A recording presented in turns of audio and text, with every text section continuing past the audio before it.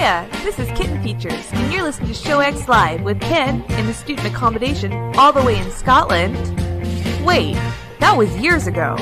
You're listening to ShowX Live with your favorite Scotsman Ken, currently residing in the US of A, and Wayne, mostly from Colorado. Hey, wait a second. I'm on the show too, and I don't get any billing at all? Well, I know how to solve this. Soldater, Fremad, March!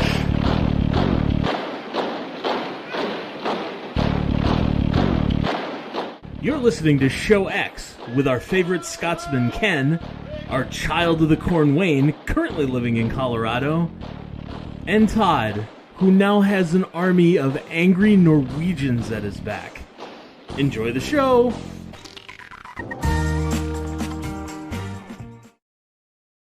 Hey, welcome everybody to the show. It's 2 p.m. Eastern, 7 p.m. GMT on this Sunday, the 11th of November, 2020. Welcome everyone to the show. Kicking it off today, we're going to primarily be talking about reviews, as we've been having a whole lot of new, both hardware, games, experiences and stuff coming out over the recent time frames, last couple of weeks in general. In fact, one of the things that's kind of thrown out there and we've talked about in the past is kind of how is it best for you as a consumer to know where to spend your money? And we've talked about it multiple times about who we recommend you or what characteristics you should look for anytime you listen to someone talking about something you may be interested in. And so today we're going to look at an example of one of those in a review of the recently launched PlayStation 5. Now, if any of you are like me, I've gone through and consumed quite a few of these reviews. I often watch those things that come up online as tech tips and all of the various shows on his channel as he gets early access to kind of all the hardware you'd expect, as well as some of the other major ones out there that I like to follow. And there's certain ones I trust more than others. Well, one of those networks or one of those sites that you can go to for a lot of commentary around the geek and gamer sphere is that of Kotaku. And so we are going to look at and talk a little bit about the Kotaku official review of Sony's PlayStation 5. And for those who would like to follow along, as I have to go through and grab it out of my notes now as well, since I like multiple times. I can put it in the chat. I've got it at hand. Oh, I do too. There it is. Oh, you have a better link than mine. Mine has additional garbage on it. So, it has mine has Facebook crap on it. Yeah. Before we dive. Okay. I'm sorry. I'm stealing thunder. Go, Ken. Okay. We might have different things to say here. Yeah. I wanted to bring up, first of all, before we review this, let's be as objective as possible, right? We're all logical people here. We're all logical sort of based professions, and we're very well aware of things like bias and, individual emotions getting in the way of reviews and being objective. So I think we should first of all state our own opinions on Kotaku in general, our own experiences with Kotaku, and potentially with this author. I don't even know who the guy is. I've never read anything by this author before, so that's kind of my take on that. But is there anything that makes our review? We're not paid to do this. We're not doing this because we have a vendetta against this person. We're not. Anything we say is just out of objective opinion, at least as far as we can tell. Right? For me personally, what about you guys? Well, so me personally, I have no issue with Kotaku as a site in particular. I have gone there for lots of different reviews and kind of, geek type articles over the years. Usually for me, Kotaku is not a place I go to as a site. It's a place I go to when I generally do a search engine query for something gaming related, and they may have an article that matches whatever it is I'm querying for. And I will say that's true about most places I go to. I don't just go to Engadget or just go to The Verve or all these other sites that are out there. I don't just go to those to find a specific article they may have written. I look for reviews of the PlayStation 5 or things like that and then see what comes up. And if there's also a site that I've trusted in the past, I'll go to them first, as usually the case, thus hopefully following my own advice, but also throwing it out there about sometimes I do land on a Kotaku page because of whatever they've written on it that says, yep, that looks interesting. I'm curious, and will happen. So that is my general opinion of how I go to it. I will say that it may be colored slightly because of a certain trend I have experienced with Kotaku over some time. Not terrible, but I've had some opinions here and there that kind of go like, Kotaku really? Versus some other sites. You've had a couple of articles that are being laughable and memeable because of the fact that they say kind of silly things occasionally, right? But I don't have any strong opinions to Kotaku myself either. Todd, over you.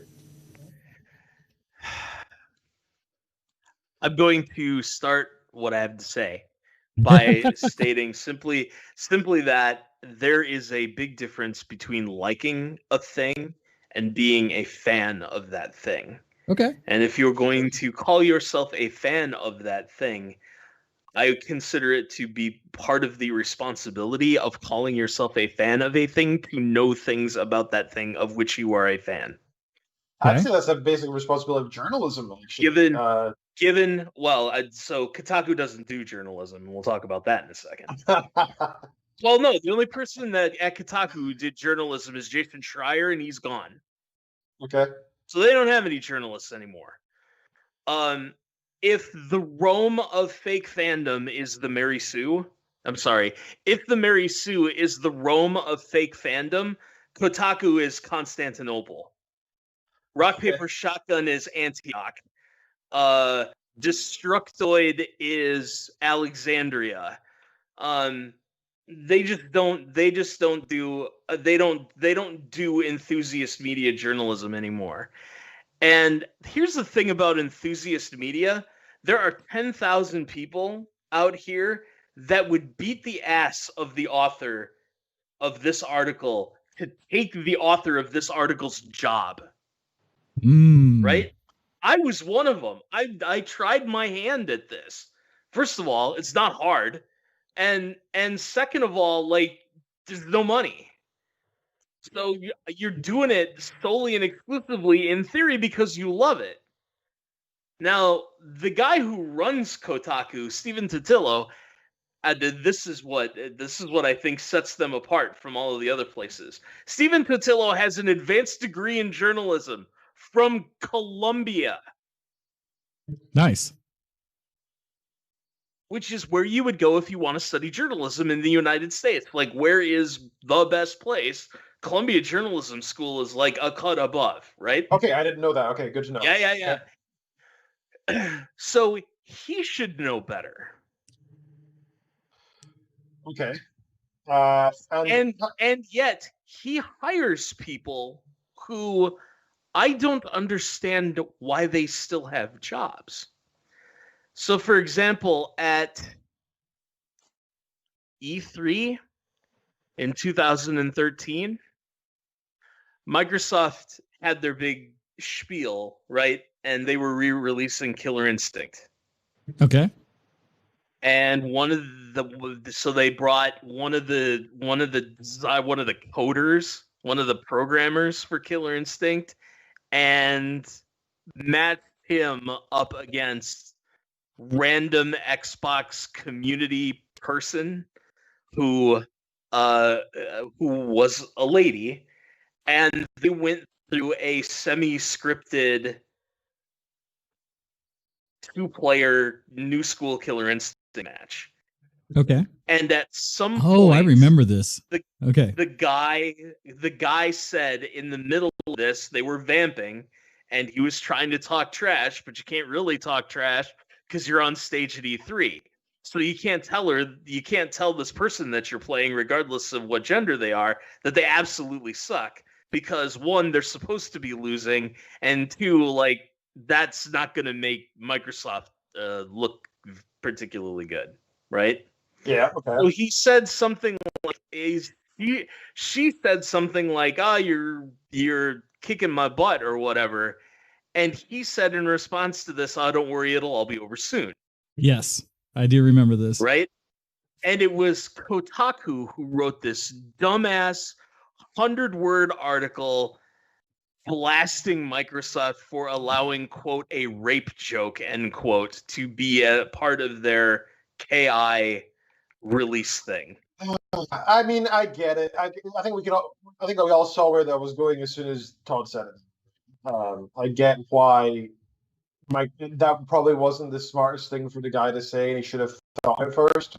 But it's all about intent, and I don't think that guy, from what you've told me, and I haven't seen the video, but from what little information I do have, it sounds like that guy did not intend it to be a rape joke, and that's the main thing, right? It sounds like he was literally just saying, "Don't worry, this experience that you're currently going through will be over soon. Losing a game is not fun, and that will be over soon." It sounded very innocent, right?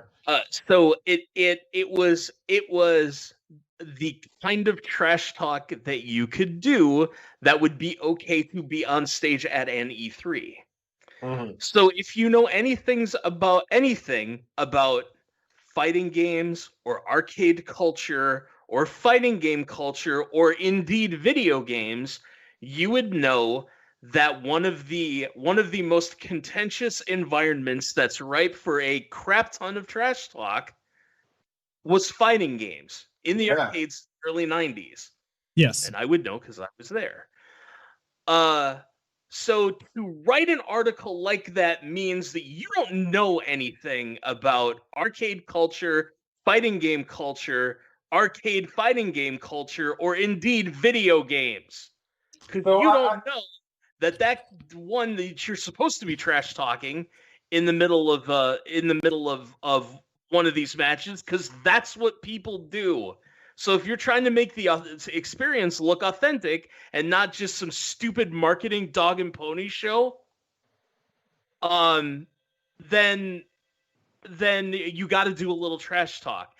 At the same time, you have to know what the environment is. And you were on stage at E3, so you couldn't tell her that she sucked because that would look really bad.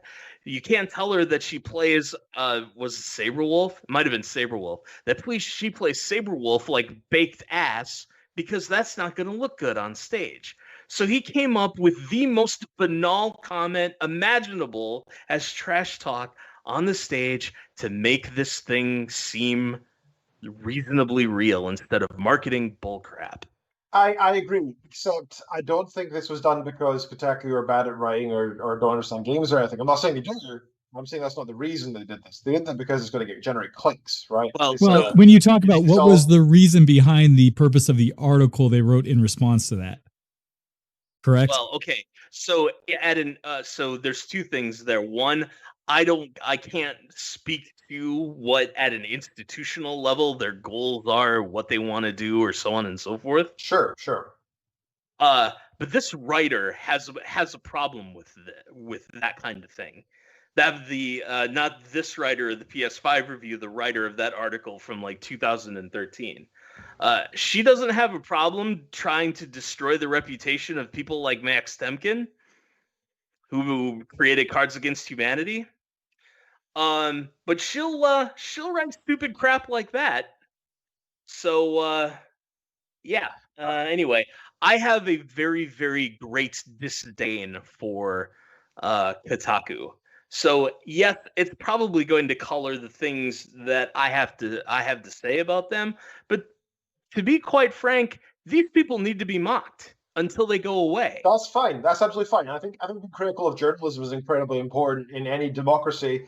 In this case, it's not quite so big deal as democracy. It's just a case of this is a hobby that we enjoy, and we want to give our money and our views to people who are doing their job correctly, right? Who represent the community correctly.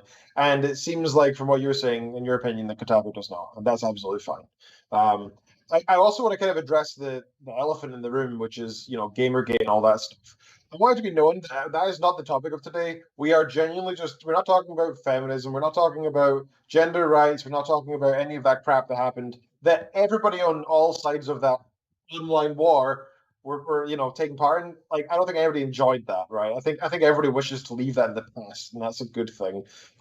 Today, I think we just want to talk about specifically, this is some video games journalism that's just not very good, and we want to analyze why and potentially have to improve. It's not an attack on the author. It's not an attack on, I don't know, any particular peoples or anything like that. It's an attack on the writing style, the structure, and the content, and the lack of knowledge of the author who wrote the article. That is our purpose today. and the lack of editorial oversight to allow this thing to see the light of day.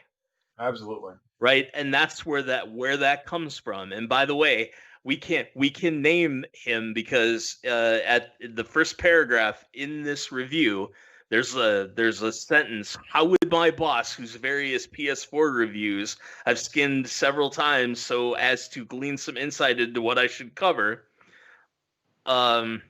those all link to Stephen Totillo articles.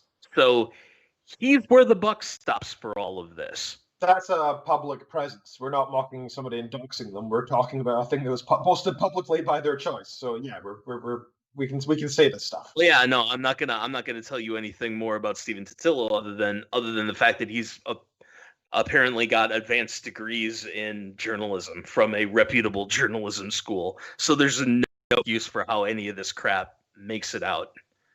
Like, unless he's not reading it and he's got other people doing that work for him, but then quite possibly. He should be firing those people post haste. Yeah. Anyway. Okay, so I'm glad we covered that. I think that was important to say, and I think it was. It makes. I want us to be able to put forward views that are, concerning the topic and the thing that we love and how to improve it, because that's the purpose of this.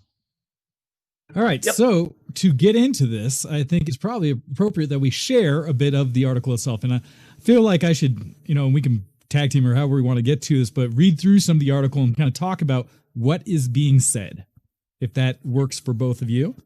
Yeah.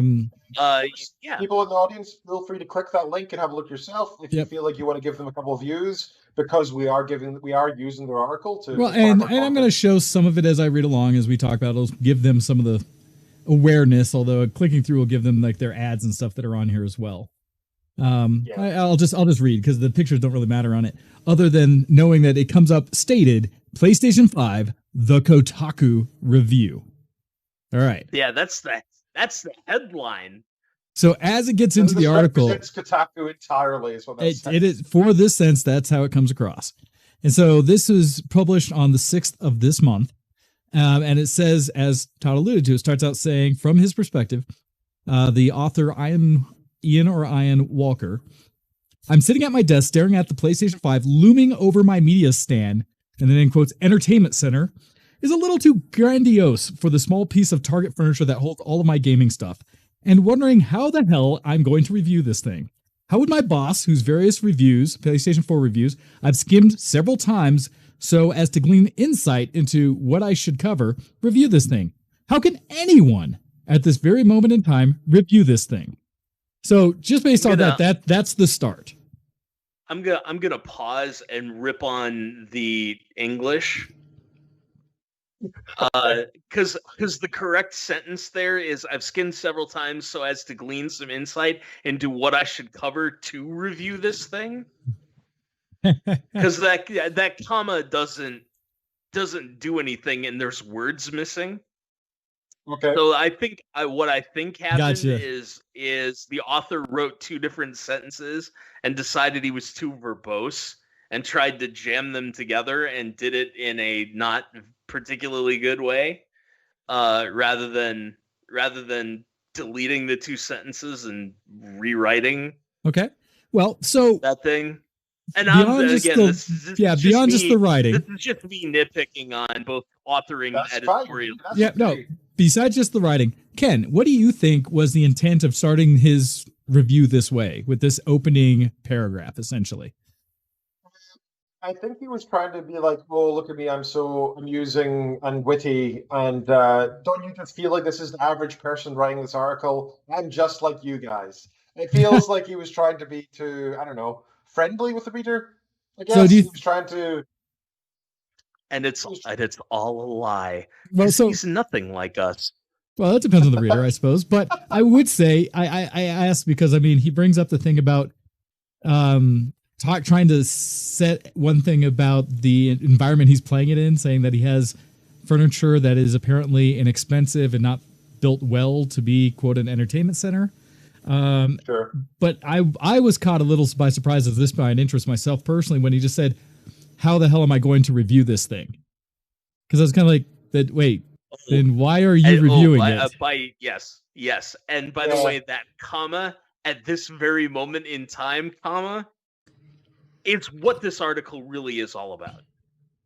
Interesting. So because like you're not going to get any you're not going to get much of any technical detail about the PlayStation 5. Oh no, and that's one of my main problems with this entire article is you'll get some lack of technical skill from the author. You'll get some easily Googleable stuff as to when it releases and how much it costs and how big it is and how heavy it is. All right, so let's continue because he does that intro and he kind of gets just a setting of kind of like, well, I'm reviewing this thing. At least that's kind of the mood I got. Although I was concerned because it made me wonder if he was actually wanting to review the PlayStation 5 versus it being, to me, initially feeling like a task thrown upon him, which I was a little surprised about. Saying like, I'm so poor I can never afford this? Is that what he's trying to I do, well, so we'll get into that as we look further. So the next paragraph goes in there saying, let's start with the basics, and this is where he's going to try to provide some of that information. PlayStation 5 launches next Thursday, November 12th, so this week, in the United States, Japan, Canada, Mexico, Australia, New Zealand, and South Korea. It reaches the rest of the world 1 week later on November 19th and costs basically $499.99 USD. Different prices around the rest of the world and globe. For the standard version and $399 USD for the digital-only version sans disk drive. It stands just over 15 inches, 390 millimeters tall, and weighs a smidge under 10 pounds, 4.5 kilograms. It is a beefy boy. As he says, is that? Oh, that is actually a link. Okay. Here's how people who don't know anything about technology and video games set up the PS5. You show that. Okay, so it's a link to an article about setting up the PS5. I don't think there's anything. That's completely unnecessary. Linking is clearly just self-reference. Probably just something they have to do as staff, right? You have to. Well, linking back to every other article they have. I'm sure. I'm sure. So I don't know if there's anything discussed there. He talked about the price and its release. It continues on saying, these specs, however, belie what the PlayStation 5 truly represents. It's been almost 7 years since Sony released the original PlayStation 4, a platform now known for producing some really great games. It is starting to show its age.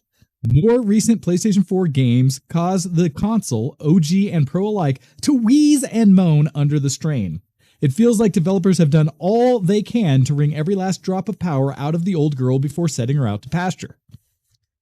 And so, talking there, it looks like just kind of giving some reference that this should be important because it's been 7 years since... Old console is old. Yes. Yeah, right? And I should disagree because somebody who has a PS4 Pro that I only got a couple of years ago, it works great. I mean, yeah, the loading times are high and that is probably solved by an SSD in the U1 somewhat. But still, it works perfectly fine for my needs, and it plays The Witcher 3 beautifully, and it plays Red Dead Redemption 2 beautifully. I disagree with this idea that it needs to be put down and put a pasture. I was curious. We don't even have a Pro. We have just the garden variety PS4, and the biggest problem that we have is with hard drive size. Okay, really? How much space do you have in yours? Is it 500? I think it's 500. 500 gig. Yeah, we have the terabyte, and we're still struggling for space. And I think that's just internet download availability versus hard disk. Oh, there's whole conversations about the current new generation of consoles coming out and how they're dealing with storage and align with how developers are, coding games and textures and things like that according to it. Yeah, that's a whole big conversation. Speaking of which. Can we all just agree to stop pissing away a whole bunch of space on splash screens and advertising fluff when you first launch a game or put the disc in the console? Because that's like a couple of gigabytes by itself of the space on the download, I guess, because it's not really on the disc anymore. So can we just dump all that? Can't you put it in the opening credits of the game like Ghost of Tsushima did? Like, can't we all be grown-ups about this? I don't give a damn that it's coded on the Unreal Engine. I don't. Oh, you mean all of it? Well, the one that always surprised me about that with gaming was the ones that say optimized for either like ATI or NVIDIA, where it's like, Yes. Because that's going to make me go out and buy a new video card based on that compared Guys, to if we're like going to get to what the I own. minutia of whether advertising works or not, like I know. I think we Sorry. need to discuss That- intellectual levels, IQ, and education, and personal psychology, and No. you know, I don't think it's because personally, I don't believe that advertising's ever really worked on me. But at the same time, everybody thinks that, right? So I don't. I know advertising works for me. I will go buy a different fast food based on good advertising.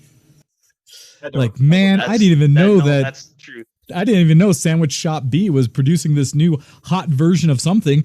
That makes me feel hungry right now. But I do it both ways. I do it specifically where good advertising that does not annoy me, I will support. Bad advertising that annoys me, I will actively crush and destroy and tell everybody not to. All the things that use high pitched tones and stuff like that is like, screw you. So, and good ads that are entertaining. Well, and that's the thing. I admit and understand why advertising exists and how that gives me so much free content. So it's a balance, right? It's a balance. Anyhow, we are off the article. We will continue to say, as he continues in there, he starts talking about, in many ways, the PlayStation 5 feels more like a more significant upgrade from the PlayStation 4 than the PlayStation 4 did coming from the PlayStation 3. Especially for someone like me, so this is setting his stuff, someone like me who never splurged on a PlayStation 4 Pro. My technological illiteracy kept me from getting too excited during lead system architect Mark Cerny's deep dive presentation on the PlayStation 5 innards. I still have no idea what a teraflop is, and I refuse to learn. But seeing the graphics... I'm almost done with this one. All right. But seeing the graphics of Demon's Soul remake and snappy universe hopping mechanics of Ratchet and Clank Rift Apart in action quickly opened my mind to its possibilities. All right. Ken? I'm not going to try and crap on this guy's journalism skills here because I don't think that's the problem with that paragraph. I think he's been effectively tasked with something that he is not skilled and able to do. Also, learning what teraflop is, maybe I'm a little bit biased because I do have a couple degrees in this area. But, you know, it's not that hard to understand what teraflop is. You can Google it. And I don't think it's so inaccessible that this guy couldn't have just Googled it. If he's able to coherently write structured paragraphs for a popular gaming journalism site, he should have the intellectual capacity to Google this fairly simple concept. In fact, you could go to Wikipedia and you could find out that a teraflop is exactly 10 to the 12th flops. And a flop is called a floating point operation. And it flops, floating point operations per second, is the amount of calculations that a processor can do per second. And so the fact that you can do, let's see, 10 to the 12th is 100 billion or a trillion? I'm not going to try and do that. No. 3 is 1,000, 6 is 1,000,000, 9 is 1,000,000,000, 12 is 1,000,000,000,000. So the fact that it can do trillions of calculations per second is a big deal. Even if you didn't want to know that much, just knowing that they are operations per second would let you know that more is better. Yep. The bigger the number, the better it is. That's all you need to know. And this guy so I don't think he actually doesn't know, right? I don't think that he's actually incapable of Googling, or I don't even think that he actually chose not to Google it either. I think it's none of those. I think he thinks this is for comedic effect and part of his character that he's trying to portray himself as this gaming journalist who's just like the average person who doesn't know what a teraflop is. And I think it is disingenuous, poorly reading the audience, because guess who's reading this?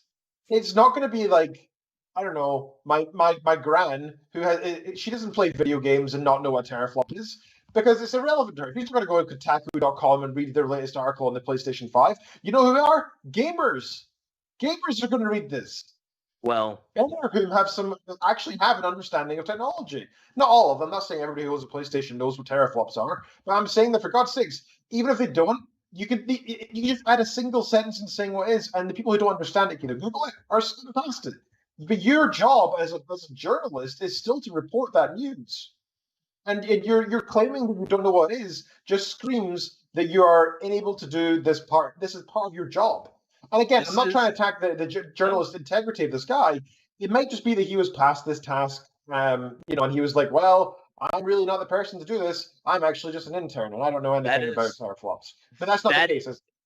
That is the most charitable way to address this thing when you're talking specifically about the article. Institutionally, I don't think Kotaku as an institution is targeting tech savvy people anymore. Looking at basically who they're, I think they target culture warriors. Mm. And you'll see what I mean. Well, so for me, that past, I also had a moment, and maybe it's because the engineering background in me and the fact that I like the numbers, I like seeing something I can see measured between other generations, other systems, things like that. I was someone who followed the hardware announcements for both the Xbox Series and the PlayStation 5 launches that showed very similar hardware, but slight differences in their actual performance. And that discussion kind of that came into it of which do you go with? Which is the better system if you had enough money to buy one or the other? And whether it helps, I think, a person who is really focused on their price and what they can afford and where their upgrades go to comparing it to a previous generation to say, oh, it's this percentage improvement. It's this level better. Because I had a problem with that between the PS3 and PS4 for a lot of things. That it was kind of like, I didn't see enough in the PS4 and the games being released, stuff like that, to make it enticing for me. And so I was like, well, maybe I'll skip that generation. But I had enough numbers to back it up to kind of think, yeah, it's better, but not enough for me to say, oh my God, I need that. And for him to write this and kind of say, I don't know what any of these things are. I mean, in a way, hopefully you could give him the credit of saying he's being honest and letting us know he doesn't have that kind of pedigree, that kind of knowledge. So why just ask a colleague to fill in that sentence for him? You're right. He could do the phone a friend. It's more foundational than that. Why does he have his job? Yeah. Why did the editor read sentence and go, you know what? You're not destined to be long for enthusiast media. Well, that's the thing, right? There's maybe a Starbucks on the corner. Maybe he has a place within the Kotaku environment for article writing. But for me, it feels like I believe that whoever's being given the opportunity to review something like a new console launch, which he already in the article describes as something that only happens every 5 to 10 years, right? That we get a generational upgrade in a console. For gaming media, that seems like that's a pretty big moment, right? There's an opportunity there to do some stuff. And so that's partly where I take it when he says, I'm like, then why am I reading your review? If you're telling me these are not things that you find important or worth knowing. And even then, I think you're right. He could have, assuming Kotaku's a big enough magazine, a big enough presence or whatever you want to call it, to have multiple writers and multiple levels of expertise, could have phoned a friend, right? Could have at least said, I don't understand this, but I walked down the hall and talked to so-and-so, meaning I took some effort in how I'm going to present this information to you, and maybe didn't learn it, but they provided me this thing to tell you about why a teraflop's important. What you just did for us, Todd. Yep. Describing what it was, kind of thing. So in other words, he must be thinking it's cutesy. That's the only solution I can think of, and I don't see why that's an acceptable form of journalism. I don't think that I would read a review not to hear the personality behind it, but to hear the review. I would hope his intellectual capacity and his own personal view on it would be interesting, and we did not get that, and that disappoints me. Okay, I feel like he tried. I feel like he tried at the last sentence of that paragraph where he said, but seeing the graphics of Demon's Souls remake and snappy universe hopping mechanics of Ratchet & Clank Rift Apart in action quickly opened my mind to its possibilities.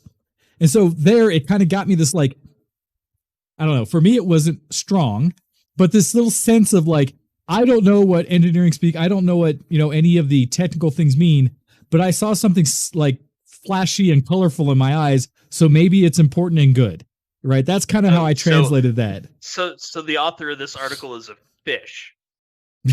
Like, I saw something shiny in the water and I couldn't help myself. Well, it's so I do struggle because it seems like that's kind of the way it pushes, is that but because things were pretty, maybe this now system is worth it. Right? Is kind of what I got from that moment. I just have to say, 6 months from now, Kotaku's going to come out with an article that says Demon Souls remake is the Dark Souls of Demon Souls. Nice. You know that's coming. You just know that's coming. That's how bad these guys suck. All right. Well, he continues after trying to set the stage for not knowing the hardware specs. But also, I would say, if nothing else, gives you a sense reading this that he's not going to talk about the hardware specs. I think that was his article, that paragraph that said, that's what you're getting. After this, it's all just opinion of my experience, nothing to do with numbers. Because he's on there saying, Sony provided me with a retail PlayStation 5 2 weeks ago. I've spent those 2 weeks playing Marvel Spider-Man Miles Morales and Astro's Playroom with some Bugsnax and Devil May Cry 5 on the side since they arrived a little late. I've transferred over my PlayStation 4 library and saves, the process for which was super easy, but the benefits for which remain hazy from game to game. I've messed around as much as I can with its settings, trying to familiarize myself with its copious cascading menus. I've also wondered if anyone even has the energy to care about, let alone the means to buy, $500 electronics anymore. Lots of people, because anybody who had a white-collar job all got to do work from home, and they all make enough money to be able to spend $500 on a console. Yep, I think that's a little bit... I mean, I get it, right? Like, if he's writing from the point of view of somebody who's working class, but if that's the... I highly doubt he gets paid so little that he couldn't afford a PlayStation. I don't know why he's writing it in this... He might, Ken. Because these guys... He may be an intern at Kotaku. No, these guys only make mid-five figures, and they have to live in New York or San Francisco. Ooh. Sure, but he's writing for people who are interested in the PlayStation 5, right? And that translates that's sure. That's part of the question. Potentially purchase a PlayStation 5. They live in an 8th floor walk-up with 16 roommates in Brooklyn, right?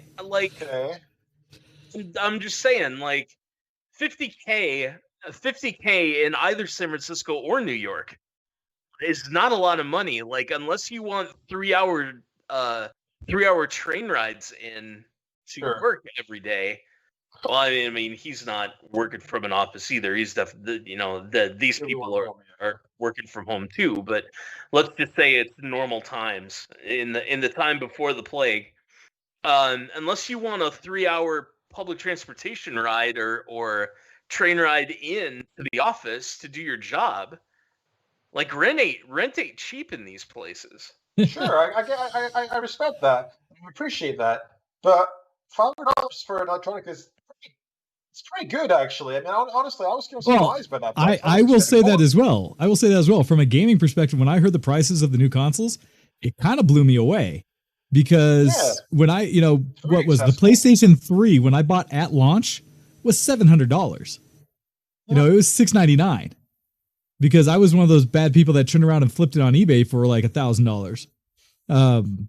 And so, which bought me an Xbox 360 at the time. But who now I'm like, stop you scalpers, damn it, I want a new video card.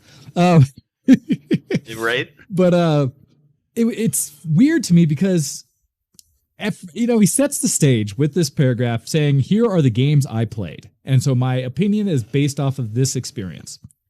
What gets odd to me is both the sentence where he talks about the PlayStation 4 library and saves being transferred over and says, while it was easy, the benefits for which remain hazy from game to game.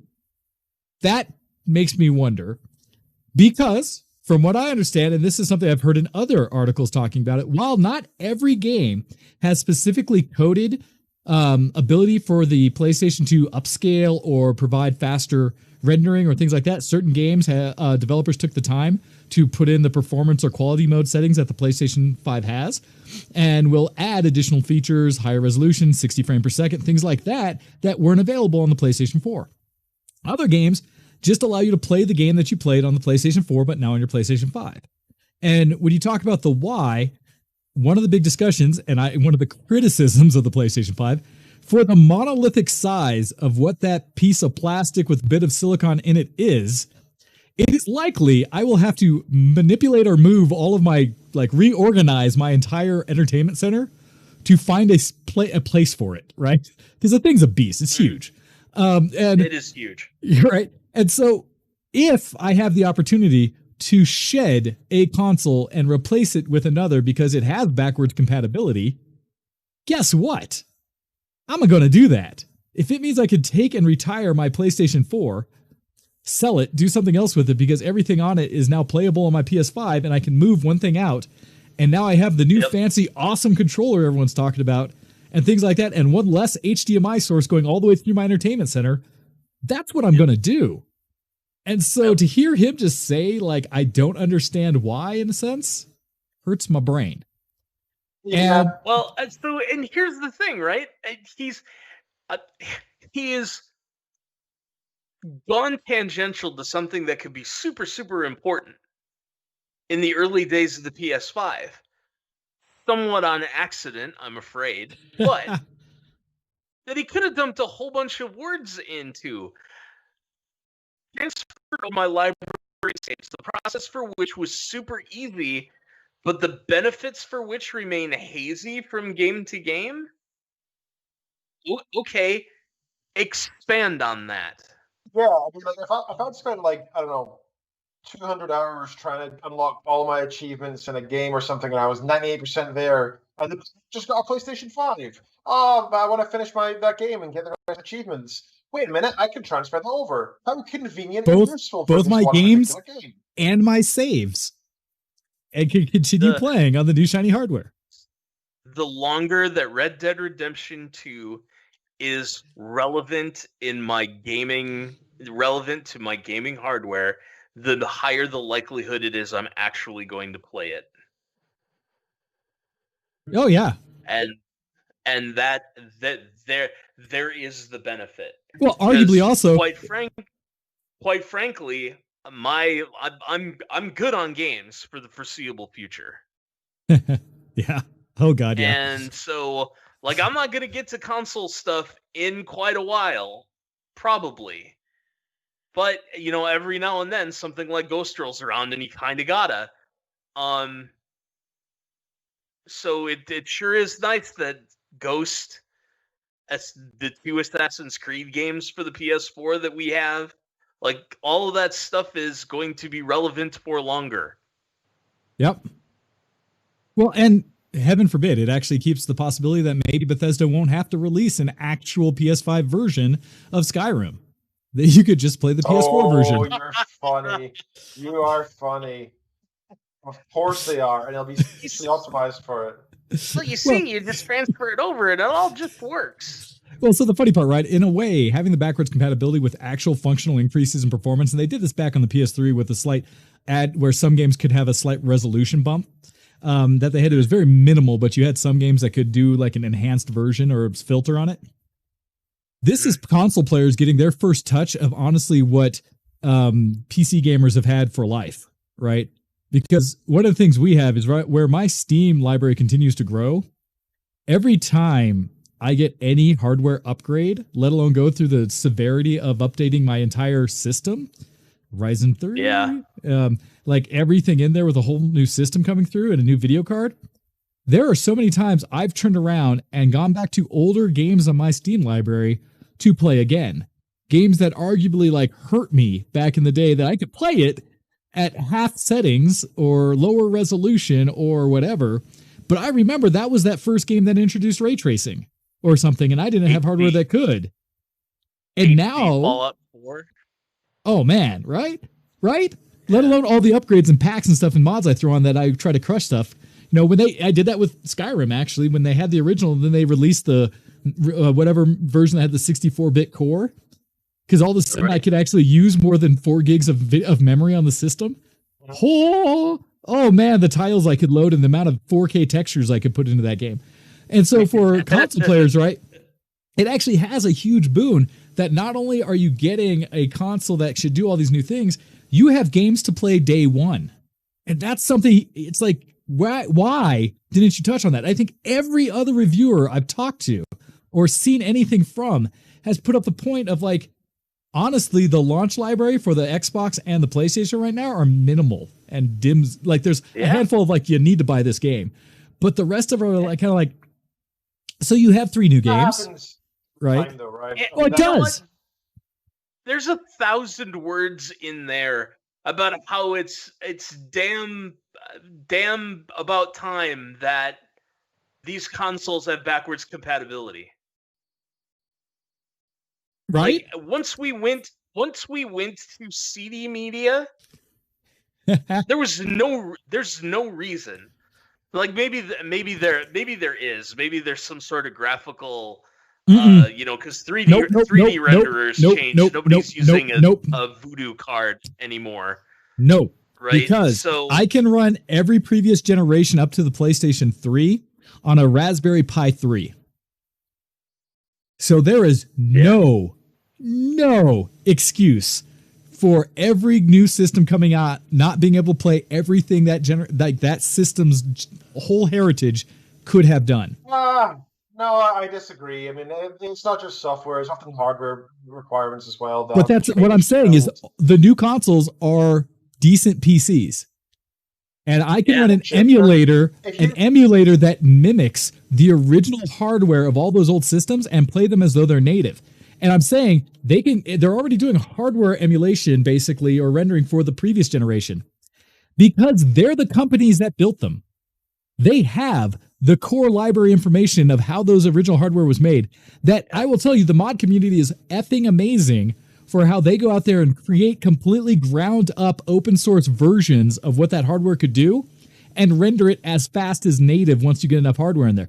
There is no reason you'd have one person sit there and just code how to do an emulation based on all the specs, knowledge, everything that those companies have inherent to them, and they could make universal all generation of that console's emulation is a built-in feature. They already do it, like Nintendo Switch does it to a degree, but they've forced like re-encoding of some of the games with the old arcade and stuff.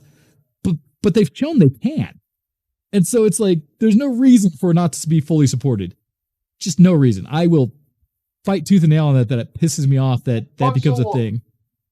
Yeah, consoles are always going to be, very slow to catch up with what PC has had for many years, and if they do at all, and then they'll sell it as a brand new thing. It's just like Apple with iPhones, right? I mean, the Android will have had the same feature for years, but now you know what? It's revolutionary because Apple did that. I have been willing to do, like, again, on consoles, if they would allow me, because they could lock it down, right, to official hardware transfers and things, or now that everyone's online, access to your account. That means I own the license, right? A way of verifying license. There's no reason they couldn't sell an official, adapter or something. But again, disc copies, you stick your disc in, it's right there. There's your proof. Maybe you have to have the disc in while you play for a disc version, something like that, right? But you could do that. And then they could play it. And they could lock it down so it only plays their stuff, but it could work all day long. And they could charge for access to that feature. Because I'd seen where they did if I had to pay $5 to unlock access, or heck, $50 one-time fee, like a one-time payment of cost of game to be able to play all the old stuff, they would sell me that capability, and I would pay for it. That's the thing that they're doing with the PlayStation Store, right? Or the PlayStation they're reselling old titles for way too much. Yes. Well, you pay for access to all. You pay I think it's like $20 a month or something, and you get access to all backward compatible games. All the ones that they do have access to, but it's a subscription fee at that point, which because I already own the license. It's not ideal, but I think that's pretty good stepping stone, though. It's not terrible. It is a good stepping stone. Okay. All right, so they can do it. I do want to go back, and I'm going to read through a whole bunch of this at once because he does put a lot of words out here, but he switches from the discussion about backwards compatibility without discussing it and questioning price, whether it's of value essentially to people in their life, and then goes with the next paragraph area being titled "Cutie with a Booty." And it talks about the look, right? And so I'm going to just run through this. The standard PlayStation 5 cuts an imposing figure with a bulbous shell, protecting its hefty bulk. The staff joked about it having, if you could detach parts of it being used as riot shields in this. Well, actually, I do need to read this part. Kotaku staff had joked about being able to use the detachable plastic plates as riot shields if the contentious U.S. presidential election makes that a necessity. He then continues on saying, The disk drive creates an extra protrusion on the right side or bottom of the console depending on its placement, which ruins any chance of a wonderful symmetry of the digital edition. A sturdy plastic base is included as a way to facilitate both vertical and horizontal orientation. Neither side is perfectly flat. That setup is quick enough if you consult the console manual to find the single screw secret hiding place, which is an important bit of information for him to provide because that would otherwise confuse people. Heard that across the board. Continues saying, while the white plates have a matte finish and the black strip down the middle is glossy, which makes it a magnet for dust and lint, over the course of the last couple weeks, I've had to wipe it down what feels like a dozen times to keep it looking pristine, though that might also be a result of my living in a particularly dusty region of California. The power and eject he buttons. Is obsessed with talking about his personal situation, and he can't seem to stop talking about where he lives, what he does, and his personal situation in general. Like, why? Why do we need to know about where you live? That is one of my questions as well. Yes. He said, I've already said the power and eject buttons are small and out of the way with faint markings indicating which is which. I've already confused them several times. The overall design and size evoke comparisons to particularly fancy computer towers. It's not so unwieldy as to completely dominate a room's aesthetics. But the PlayStation 5's hefty, lopsided figure also keeps it from being entirely inconspicuous. If you're looking for a video game console that's going to blend into the scenery, this is not it. So he's a form over function guy. I could see that. You're right, actually. It does sound like that. He's a form over function guy. It stands to reason that he wouldn't know what a teraflop is, that he doesn't know that he doesn't know the difference between 30 FPS and 60 FPS. Like, he doesn't care. Like, the more you talk about that, Todd, the more I believe you. And I agree with that statement because it goes into like, he spent so much time already telling us about his environment for gaming, like the setup he has, and like I guess almost like the feel of things versus the function. And so, yeah, I think you might be onto something that might help understand where he's coming from. This section and the next section. Yeah, because the next one goes into the interface. Are all form over function things. Yeah, like the next one, function. He talks. What is it? Go ahead. Yeah, the first time I powered on the PlayStation 5, there was something very comforting about hearing the same beep that emanates from my PlayStation 4. It also helps that the homepage is largely like its predecessor. Games and apps are still laid out in straight row. Hovering over an icon opens up a space below the navigation bar for things like news and communities related to that item. There's also where you find those nifty activity cards from the PlayStation's recent user experience demonstration, and he has a link to another article with that, allowing you to jump into the game during a specific mission or even watch short walkthrough videos in case you get stuck. And then he goes back into his feels again, saying, unfortunately, the games I was provided before launch didn't make much use of this built-in activities system. The cards associated with Marvel's Spider-Man only let me start back up where I last saved, while the bulk of Astro's Playroom cards simply recreate the quick level hopping mechanic that's already in the game, with some singular hints here and there. Bugsnatch, which I spent much less time with, includes quick clips on how to complete every mission, but as I'm still near the beginning of the game, none of them are terribly involved. That said, the potential is obvious. The ability to attach these walkthroughs to the screen for side-to-side examination with your own gameplay is incredibly cool, and in Bugsnatch case, I'm sure these activity cards will be useful in covering or capturing more elusive creatures further in the game. Looking forward to cutting the necessity of online guides out of my life, which should be possible if punishing games like Demon Souls routinely come with 180 separate tip videos. He also then says, I'm really struck by how smooth the PlayStation 5's user interface is. While there's a limited number of games apps shown in respective front page tabs, opening the library and finding what you need is lightning quick. Of course, it would be better if there's an option to expand and even customize which icons appear on the front page, but at least the console's inherent speed cuts down on the headaches caused by these restrictive design choices. He talks some other stuff about how easy it is to capture media. You just hit a button on the gamepad, and with a few simple inputs, you can save high definition screenshots and video. He complains that they're locked into PNGs or WebM formats for images and videos. And he said that he thought it was cool you could edit and post capture to social media without leaving or suspending the game you're playing. No more having to capture to the screenshot or trim down videos in a separate app. Also, the built-in DVR saves up to an hour of footage while you play, a huge increase from the PlayStation 4's limited 15-minute chunks. And he basically says, as someone who loves to share too much on Twitter, that is a godsend for me. The only other piece he puts in there is he talks saying the PlayStation 5 doesn't have a quick resume feature like the Xbox Series X does. Hey, he compared to the Xbox Series X in one place. And that Took him long enough. right. And that's about it that he says on the little bit about their ability to switch games. He's bad at video games. And he admits to it. Like, credit where it's due. At least you're copying it. Right? Not like the guy who tried and failed to play the Cuphead tutorial, who got all pissed off when everybody's like, dude, you suck at Cuphead. And he got all pissed off. Man. Or the guy who tried to play Doom.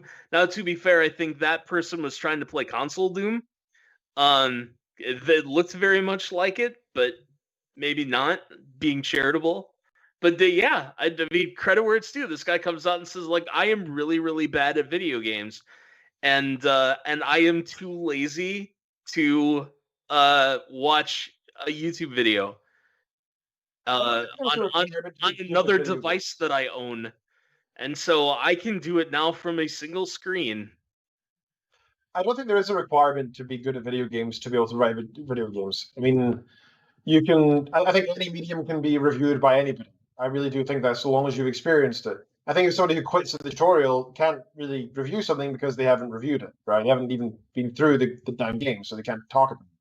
However, if you're not very good at it and you play on easy, you can still review. That's okay. I don't think being able to play in like master levels is a requirement to be able to review video games. So I, on paper, agree with you.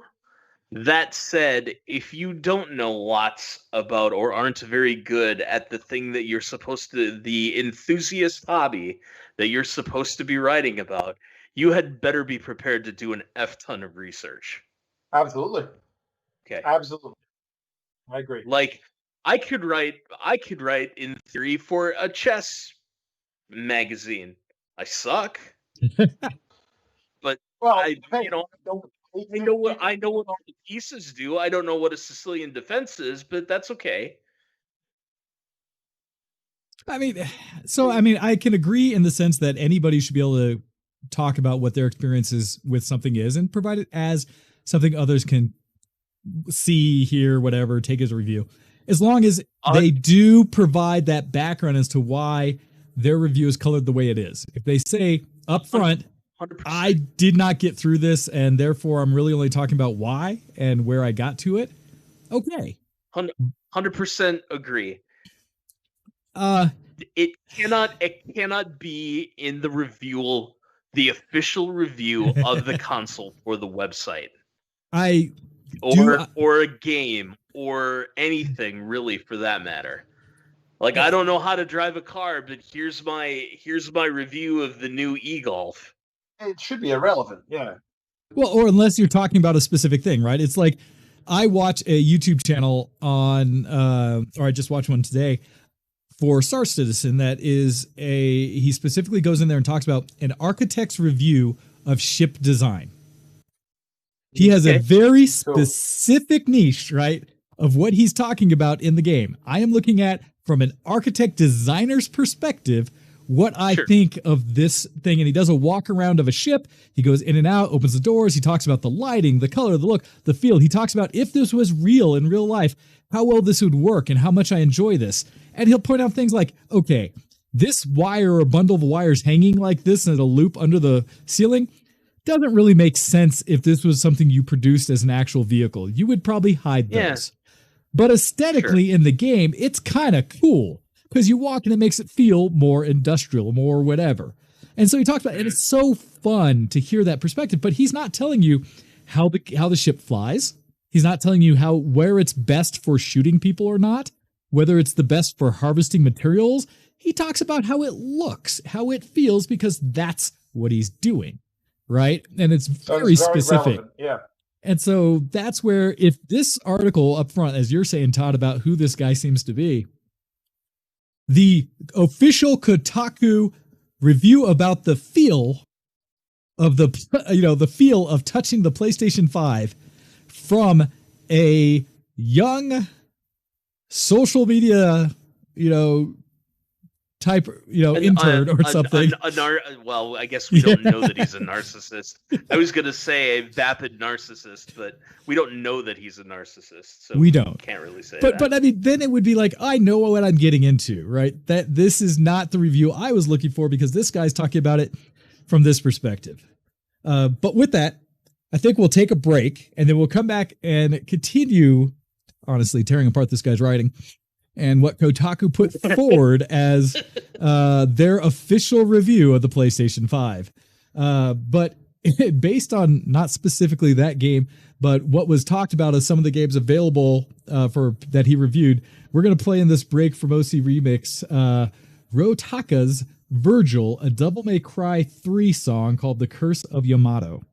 And so we're going to play that during the break. Thank you, OC Remix, for having such good content from video games out there. And we'll be back in just about 5 minutes here to continue the conversation about Kotaku's review of the PlayStation 5. All right, guys, we'll be back right after this.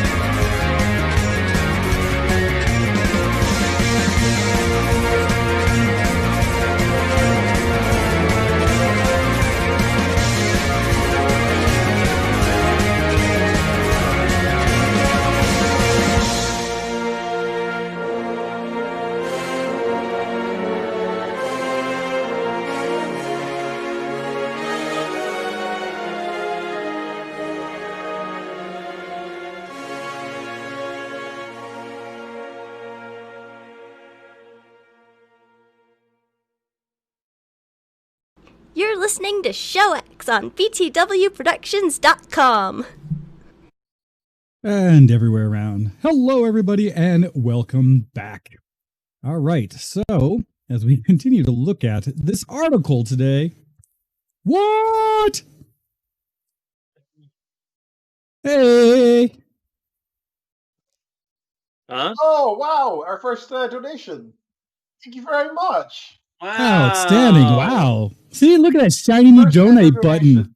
Thank you very much, Preacher. Absolutely. In fact, just so everyone knows, Preacher being one of our friends for the VTW Star Citizen clan out there, a member of Asteroid Blues, who does so much Star Citizen stuff, is hosting, if you guys haven't seen it already, on Facebook as well as Discord. What is it, next month or the end of this month? End of this month. Sorry, not next month. End of this month is hosting a Star Citizen Day where he's going to get together with the Blues. There's going to be times to meet people, to get together and potentially raffle off new packages for Star Citizen, including, I believe, their new ship that just came out, the MSR, I forget what it's officially called, which is super exciting. That's going to be happening, I believe, on the 28th. So look for details about that if you are interested in Star Citizen, if you play Star Citizen. I think this one you do have to have a package to join in on this event. But thank you, Preacher. Love, you got to, he's the first one to get to, check out the new donate button. He popped the donate button's cherry. That was I wonderful. love the fact that you can have a custom message. That makes me very happy. Yeah. That was me spending way too much time this morning. Double-edged sword, and I have to start watching the stream at above 160p so I can see the messages because I didn't hear the readout. I need to adjust it so that... Well, what? Oh, Ken just did it. That's funny. That's funny, Ken. Yeah, I need... Oh, really? So the funny part is it only actually reads out the message, I think, if it's over $10.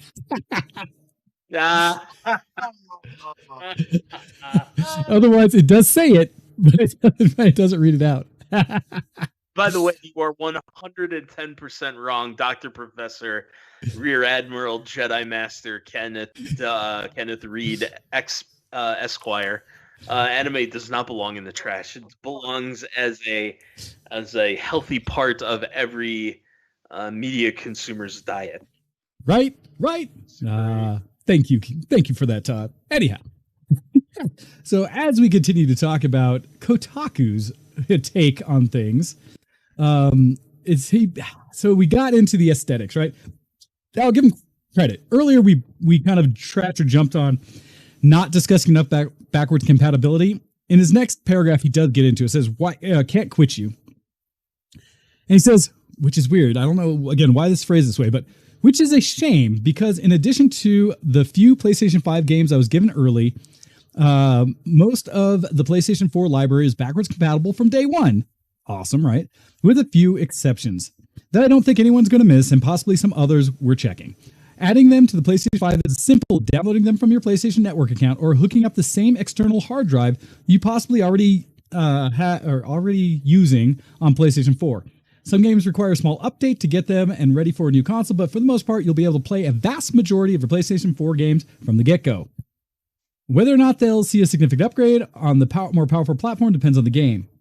And this fun part, right? He says, let's just get this out of the way. Apart from faster load times, Bloodborne does not run any better on PlayStation 5 than it did on PlayStation 4, which is fine. It's a great game even without buttery smooth frame rate, and there are several previous generation games that do look incredible on the PlayStation 5.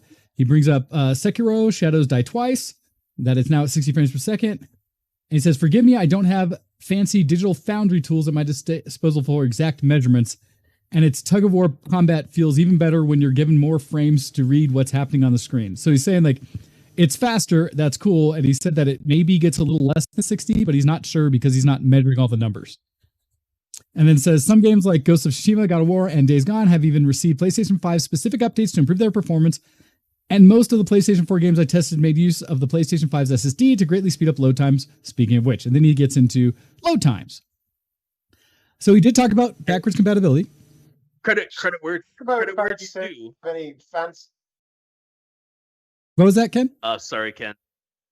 Sorry, guys. I'm lagging a bit now, and it's kind of this thing is difficult. I was just going to say, can we just mention that he pointed out he doesn't have any fancy tools? You are a games journalist. Of all the people who should be equipped with the ability to test that kind of stuff, that's you. That's your job. Why are you doing this review if you can't actually test the FPS game on the new? I will say, review. I will say that the tools some of those sites use are pretty robust. I've watched specific YouTube videos that break down the performance difference between the console variations, and they're showing like live readouts of frames per second, averages, and things like that between both versions, frame by frame, scene by scene.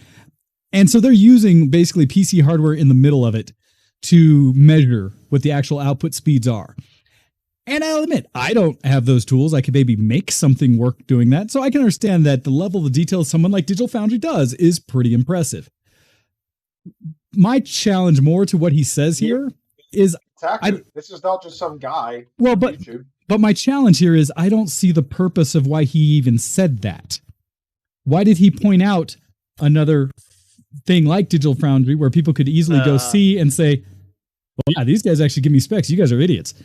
Doesn't make sense. Is it because he's trying too hard to not present himself as an elitist? And that if you focused on numbers and speed and spend a lot of time talking about backwards compatibility and hardware architectures and all that kind of stuff, that the people outside of the Kotaku leadership that you're trying to impress might think of you as an elitist? It's like he's trying to self-deprecate every twist and turn. He's like, "Oh, this is what could be done if it wasn't me doing this." It's just depressing to hear that. Yeah. I don't want to hear that. Don't you guys all wish someone else was doing this review right now? You guys are catching this, right? It's the dating profile of somebody with depression. Oh. Like I remember what it's like to go outside and have fun. And when I did go outside and have fun, I used to do long walks on the beach. But ever since my dogs died, I don't go outside anymore. Oh man. Oh man. Yeah. Yeah, right. This article is a bit of a downer, isn't it? The way he has described all of it, it is always very depressing. Hey, no, I love what Iona says in the chat there, where he says, "Listen, it takes real skill to, while writing a review for a product, prove how unqualified you are to review it." That takes skill. I can't argue that. It does. I just Googled it. But he didn't. He actually went out of his way to say, "Look how bad I am in this." Yeah, and I'll tell you what, if he was trying to persuade me that he has no business having the job of writing the review for the PlayStation 5, I'm convinced. And we still got like 1,000 words to go yet. Yeah, he's done a pretty good job with it so far.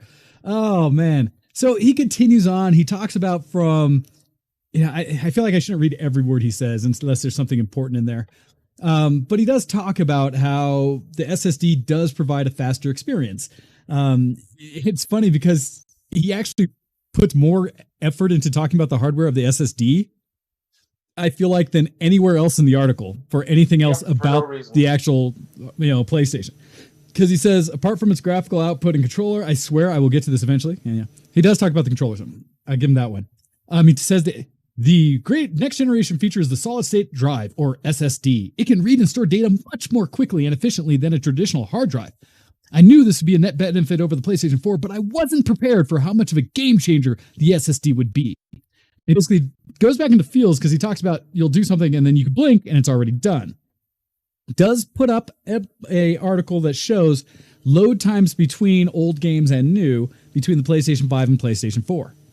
And so it does have a solid list showing that in all cases, the PlayStation 5 loaded games faster, sometimes ridiculously faster. Makes sense. SSD over spinning drive. Funny part, let's see. Oh, so there is an editor's note that came in later that night that says, after posting this review, Kotaku believed that the initial 15-second load time we indicated for Marvel's Spider-Man Miles Morales in the chart above had been measured incorrectly when some of us began to experience 40-second loading times. Since then, we have conducted further tests and are now getting 15 seconds consistently. That does tell you that... What a completely useless edit. Well, it's an accuracy thing. I'll give them credit for that, right? They need to be accurate.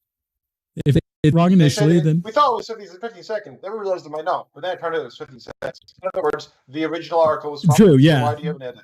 You're right. That actually, they just went back to what they originally said. Yeah, thanks for wasting my time with showing a... When I got... Did you want to say, like, look how much work we do for this article. We actually do work around here, guys. What I got from that was more that an editor's note was made.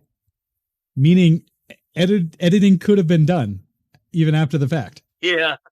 Yeah, well, so an editor actually looked at this and thought that it was good enough to show other people. Like, besides the author's mom. That's what I pulled out of it. And grandma. All right, so it gets in... I wouldn't even show this article to the author's dad.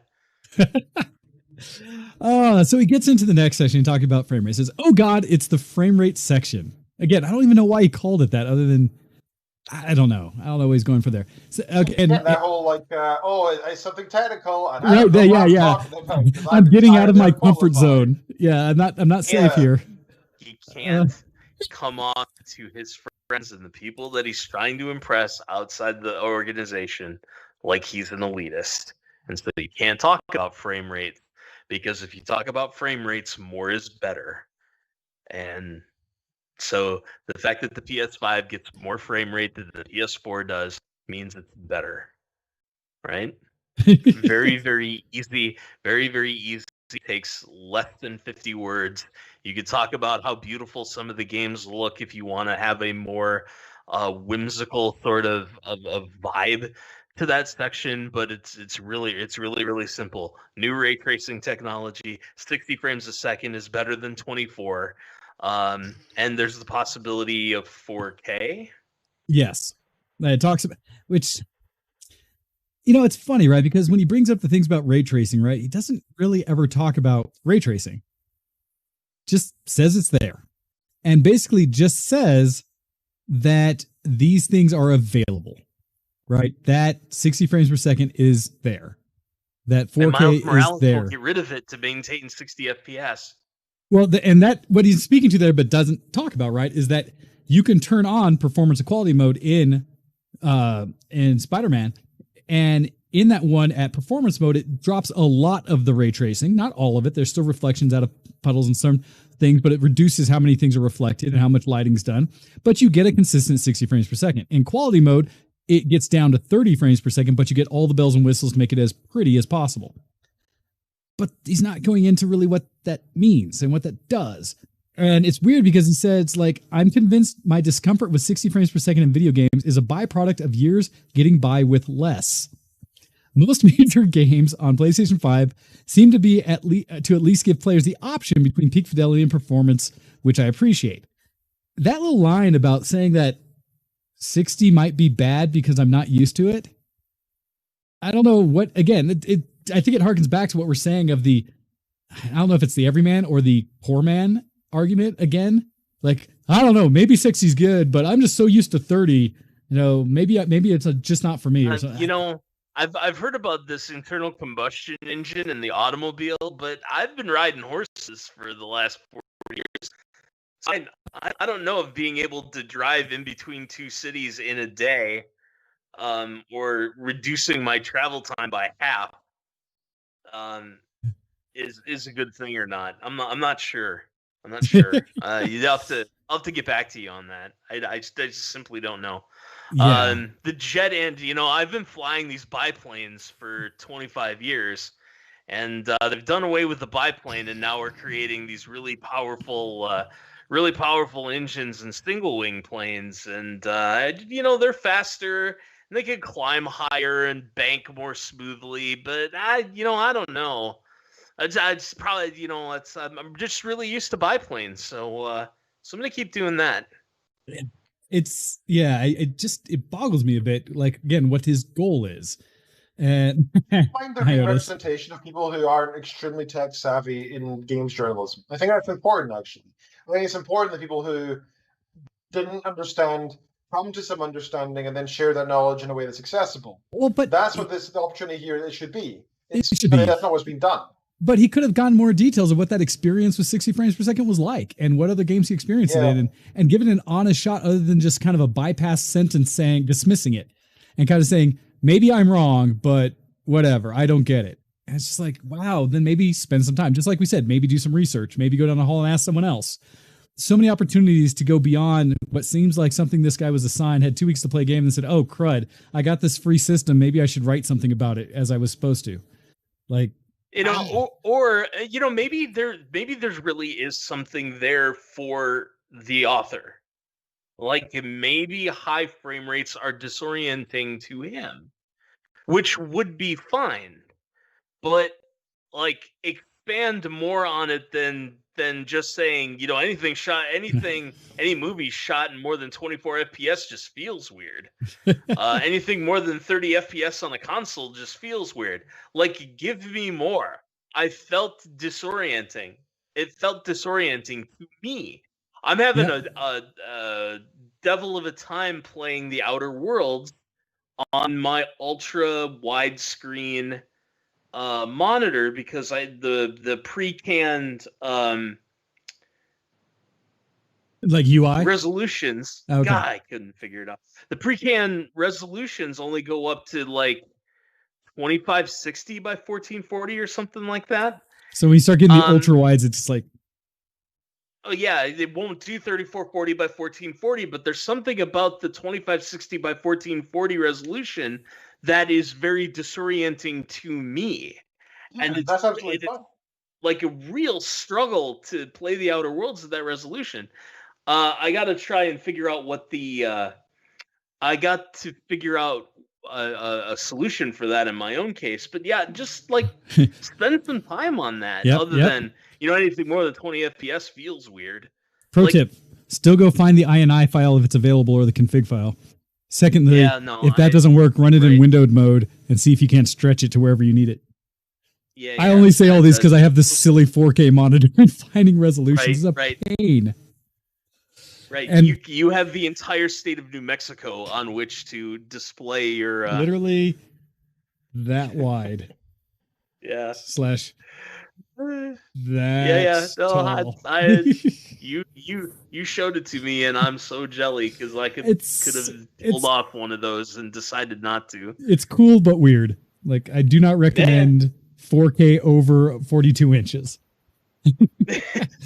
It's, I mean, as a monitor, because you sit too close. Anyhow, yeah. So that's fair enough. He goes through all these things, and then the next one he starts talking about the controller, right? And it's weird because he starts his controller discussion about which everybody's talking about the PlayStation 5's controller. Apparently, the haptics in it, the force feedback and the dual rumble zones, and the apparently force feedback, but also, how do they describe it? Variable level of resistance triggers are surprisingly intuitive. Like, people love how much those triggers give you a fidelity for pull and push type things, right? And it's one of those that it just, so to get ready to talk about the controller, he goes into this whole conversation about Dune, where it talks about the book of Dune. And I'm trying to wonder what this relevance is of kind of why we need to know that about him, that I know Dune, I'm a geek, I'm trying to build credibility or something about this, because he's talking about the feel when they're describing Dune of all the various levels of dirt, sand, pebbles, rocks, things that you have to be aware of and how they all feel different. And the more attuned you are to Arrakis and how you do those things, the more it matters. And he goes from like a paragraph talking about Dune and what you need to be able to feel to talking about how the experience of the DualShock controller is on the PlayStation 5, the new DualSense controller. And it's like, was that needed? Did that add something to the article? I couldn't but think about a Dune video game for which one has already existed for something like 30 years, because there was a Dune video game for the Sega Genesis. I was thinking back to the Dune RTS on PC back in the day. might be the same game because the Genesis game was an RTS too. Because that was good. That But- was good. Just some rudimentary Google searching, right? Well, it's just more like I'm wondering why he chose. I'm just curious. Google search Dune video game. Are you expecting to find the exact same sort of way of writing that is in the art? List of games based on Dune. Dune 1992. Dune 2 1992. Dune 2000 1998. Like, these are Virgin Interactive 1992. Well, again, he Like- talks about the story of Dune as a preface of like setting the stage for like why feeling matters. I guess, why sense matters, touch matters. Yeah. Then he Yeah. gets into the DualSense and he talks about, he starts off kind of like, everything you may have heard about the DualSense is true. It really is the massive game changer that enthusiast gaming sites have made it out to be, which is funny because it's saying like everyone else has talked about. Whereas video games have mostly relied on sight and sound to convey important information, there is now a tool that will be reliable to allow developers to bring sensation into the equation. That the DualSense achieves this through two separate tools: complex vibration-based haptic feedback and adaptive triggers. That's the one for the triggers. And he talks about that first haptics in a way for consoles started with the Rumble Pack in Nintendo 64. I was trying to remember if some of the others had them ever before that. I know, because I forget when the Dreamcast came out in comparison. DualShock. But I think that was later. That's what I was saying. I maybe you got that right. I don't know. I didn't check. But he says that basically everything, and I give him credit there talking about what is done with the controller that's good. And he gives like into a little more detail and in depth about, and I've heard this from a lot of people, Astro's Playroom is like their showcase from what the new DualSense is. Because they use very subtle manipulations of the motors and such to give you feeling of different surfaces of what, like the one I just saw was when a person noticed that each footstep of your character vibrates that appropriate motor. And so when your left foot goes, it's a very slight little left, right. And so as you're running, you get this like, and that it's very subtle, but done in a way that's all beneficial and additive to the game experience, which is cool. In this article, he does get into it. He says, like, you feel the wind, you water ripples on screens, and the DualSense reacts to the rhythmic pulses. It feels like he actually gets into some depth, talking about the feel of the controller, like playing the games and how that adds to his experience. We barely get anything. Well, that's the thing about anything else about the new system. The one thing he spends any time on is, what he's feeling in his hands, which is good, right? It's good. Now, I'm curious because I don't know if he really talks about the ergonomics of it at all. I don't think so. I think he just talks about the feel of it. Because I've heard other sites talk about how the texture feels very nice, that the controller is slightly larger than previous generations, but still feels comfortable in the hand. And one person saying that it feels like they have to put their thumbs slightly lower for the thumbsticks, and that's kind of an odd comparison from the older PlayStation 4. More like, what are you expecting to feel? Instead, he focuses, which isn't bad, but almost solely on, what it does in game, how it feels. And his last paragraph of this DualSense piece, he says again, kind of confirming what we've talked about previously about what we assume of him, where he says, I'm sure there are very technical explanations for how the DualSense does what it does, but I choose to believe it's magic, or perhaps little gremlins inside the controller. I prefer the mystique. Whimsical and haha, I don't understand anything. Isn't that hilarious? I'm so witty. I'm just like you average people out there. All right, dude. I'll tell you what. The first time he steps into a Tesla Model X, his mind is going to be totally effing blown. What do you mean? It's got a 15-inch screen in it too. What do you mean that I get like Apple Maps or whatever the Tesla map app is? What do you mean that it gives all kinds of performance statistics about what's going on in the vehicle at any given time? It'll say what do you mean that I can climate control each individual part of the passenger cabin? What do you mean it runs on batteries? He'll say his review of the Tesla would be something to the effect of, unlike other cars, where you actually have to worry about the front grille being open to the elements and how it just makes this break in the overall feel and look of the shape. The Tesla has a beautiful, seamless front end because it doesn't need air to run. Yeah. My Hyundai has one of those too, and it costs a third of what the Tesla does.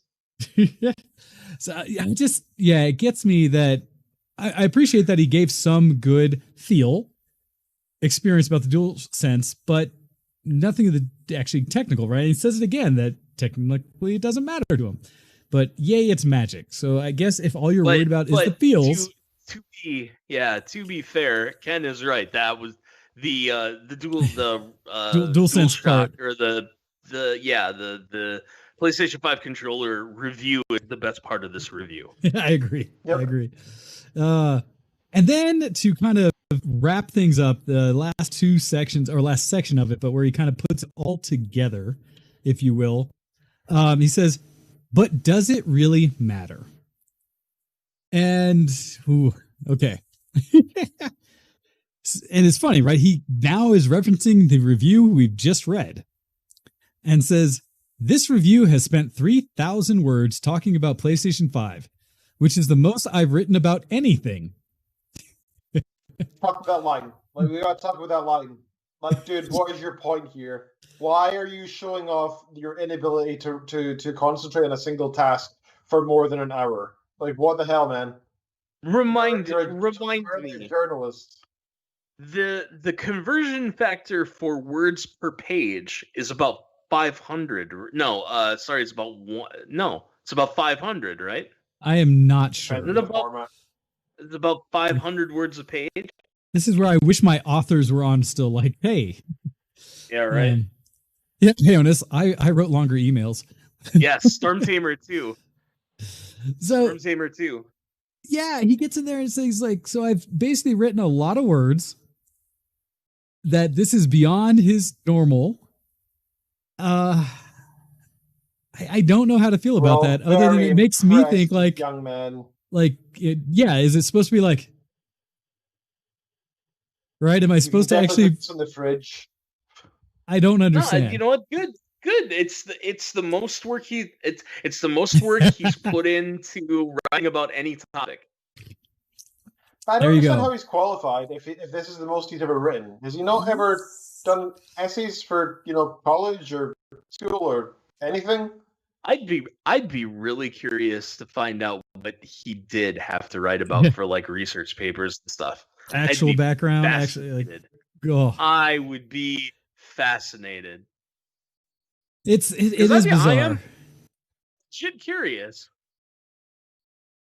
Yeah, no, it makes curious. I am curious the background. I would have to almost, if I care to, look further to see what else he's either provided for Kotaku. Is this literally your first work? I've seen those the things mentioned in here is like Iona's saying baby's first review. Just to say like, or to see like, what do you normally write about? Because this seems to me so outside your wheelhouse. But Demon Souls on PS5, Demon Soul, Deathloop's been delayed, Demon Souls. He's the one person in the office who got a PS5. A guy who was in Black Panther wants Marvel vs. Capcom 2 on PS5. Yep, I saw that one. There are 3 All Elite Wrestling games in development. I mean, I'm yawning at the thought of these articles. Well, I mean, there's variety there to a degree. Sackboy: A Big Adventure won't have online co-op on release. That does suck. I think this. Oh no, it says more stories. Okay. Demon Souls understands there's beauty in silence. So he plays one game. He plays Demon Souls. That's what I'm getting out of this. Spider-Man Miles Morales has an Into the Spider-Verse suit. Huh. Oh, here we go. This is the kind of thing that you would expect from Kotaku. Part-time UFO has very good dog butt. What? What? That's going to get him promoted one day. What? That that title alone gives me no understanding of what is in the Part-time UFO has a very good dog butt. I'm assuming that's a game. Part-time UFO. Part-time UFO is apparently a game because it's italicized. Okay. And there is a picture of a Sprite dog wiggling its hips. Okay. Or doing meatspin.com with his tail if you wanted that visual. Helicopter baby. But that's okay. So his other work, if you care to check it out, on Kotaku, there you go.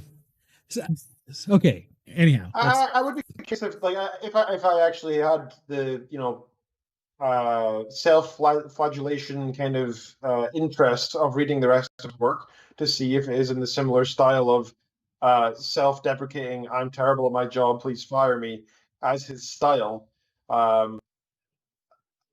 I would be curious to see if it is all in that sort of same vein or not, but I don't think I can bring myself to do it just in case it is. Well, so here's the problem, right? Okay.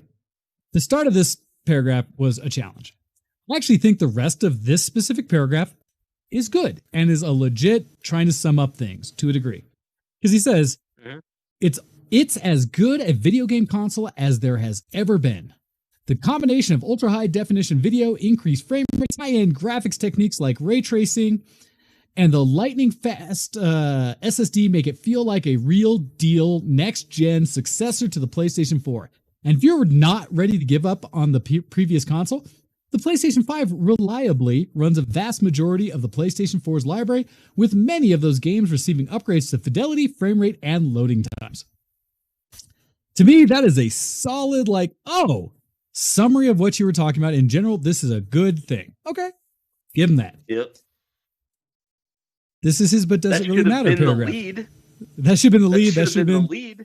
That's the final paragraph of this as well. I'm going to spend 3,000 words talking about the PlayStation 5, which is the most I've written about anything. It's as good a video game console as there has ever been. That would be a good start. And be like, and spend the now tell me why. And spend the next 2,900 words telling me why. Yep. But instead, because that's up to this point, he's written 3,000 words. This is how he chooses to finish this whole thing, right? He chooses to finish by saying, but I'd be remiss to ignore all the reasons not to be excited for the PlayStation 5. The world is still reeling under the weight of COVID-19 pandemic. There are more Americans out of work right now than at any point in the country's history, with no relief in sight. Our healthcare system is an inherently evil institution that forces people to ration life-saving medications like insulin and choose suicide over suffering with untreated mental illness. As I'm writing this, it looks very likely that Joe Biden will be our next president, but it's clear that the work people aren't going away just because a new old white man is sitting behind the Resolute desk. Well, at least not this old white man. Our government is fundamentally broken in a way that necessitates radical change rather than incremental electoralism. The harsh truth is that for the reasons listed above and more, a lot of people simply won't be able to buy a PlayStation 5 regardless of supply, or if they can, concerns over increasing austerity in the United States and the growing threat of widespread political violence supersede any enthusiasm about a console's SSD or how ray tracing makes reflections more realistic. That's not to say you can't be excited for these things.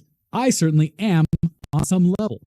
But there are irrefutable levels of privilege attached to the ability to simply tune out the world as it burns around you. No, I'm an enthusiast. I'm gonna finish this because here we go, right? Yeah, because he spends more time doing this wrap up than any of the previous sections he did actually reviewing the PlayStation 5. Yep. And I do feel like y'all have to hear his words on this because I want to talk about this too. No, finish. I won't deny that video games can be an escape. It feels great to lose yourself in a fictional world where you can fix everything. Some of us see a strength or personality trait in video game characters that we wish we saw in ourselves. As much as it sucked for real world problems to intrude on that space, I found it increasingly difficult to focus on video games amid our current situation. Many nights, it's all I can do to play a couple runs of Splunky before collapsing into bed for a few hours of doom scrolling and restless sleep. And I know I'm not alone in that feeling. We are collectively tired, and for good reason. Sony and Microsoft chose a hell of a time to release their next-generation video game consoles. I think the PlayStation 5 is a great machine, but it's tough to recommend when folks are literally fighting for their lives while residing in the richest country in the world. I was very lucky to receive a PlayStation 5 for the purposes of this review, despite the fact that I am comfortable enough to have bought one on my own. If you're in the same boat, I encourage you to grab the console and see what it's all about for yourself. If you aren't, don't feel like the PlayStation 5 would change your life. It's a video game system and it's not going anywhere. I'm looking forward to a time when we can all chat about next generation gaming on equal footing without a dozen daily crises looming over our heads. Until then, let's focus on what's truly important, even if that means dipping out of the next-gen hype machine for a bit. That's how he finishes. Don't go to Kotaku.com. Do not read anything we do. That's what that just said at the end, by the way. Terrible, terrible word for an employee and trying to say as a journalist. Also, I think we all have lots of things to say here. Except, Ken, we are not the audience for this review. And this is the cherry on top of the sundae. Because if you're an enthusiast, you are privileged. So I can, and maybe I'm alone in this, you guys will have to help me out. And chat, help me out. And help me out too. I can spend cycles on knowing how screwed we're going to be economically for the next 30 years. And want a PlayStation 5 at the same time. I can understand the theoretical underpinnings of why we're going to be screwed for the next 30 years economically and still want a PlayStation 5. I can do that and think about economics and do my job and want a PlayStation 5. I can think about social issues and economics and do my job and think about the next computer I'm going to buy and think about the iPad that's coming in the mail at the end of next week and realize how lucky I am to be in this position where I have one of the jobs that I can in fact work from home. And I'm live in a European country that has a really dope worker protection system in place. So that, we were never going to be in the situation where we were going to be made to go into the office. I could do all of those things at the same time, right? Yeah. Wanting a PlayStation 5 does not change the state of the world. Wanting to be excited about a PlayStation 5 does not change the current state of the world. If you have people close to you that have COVID-19, I can buy that on some level. Like, I'm focused on that. Like, if you've had personal tragedy in your life, I can understand, maybe thinking about a PlayStation 5 right now may not necessarily be appropriate. So I buy that there's a scenario for specific individuals for which thinking about a PlayStation 5 and being really excited about it and thinking it's dope might not be the most appropriate thing in the entire universe. But guess what's not getting fixed? The healthcare system. It's not getting fixed. Guess what's not getting fixed? The people who do not have work are not going to get predictable relief. That ain't getting fixed. You can either spend all of your cycles being wrapped around the axle about stuff that ain't getting fixed, or you can spend those cycles thinking about a dope piece of hardware. So, and what's going to change on the back end when you take either one of those two routes? Not a goddamn thing. Nothing. well, not true. What's going to change? Likely your happiness. Because that's fair. Well, because here's my thing, right? And we're seeing in the chat, and I appreciate you guys talking about it, because to wrap everything up about what is supposed to be a console review, hardware review, and games and things like that, in general appearance of something we do for entertainment, with this social commentary on the world, is so bizarre and off-putting to me. And here's the thing. I agree with some of the things he's basically trying to say about the condition of the world. I agree with some of that. And yet, at the same time, it has absolutely no damn place in a game hardware review of a console launch review. Because I'll tell you, it flippin' sold out.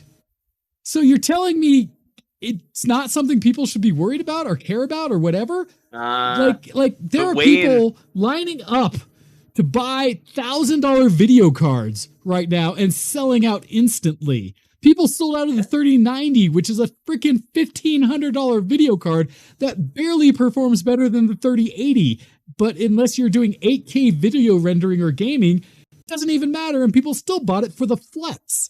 I have a lot of friends who were like, I want it because it's better.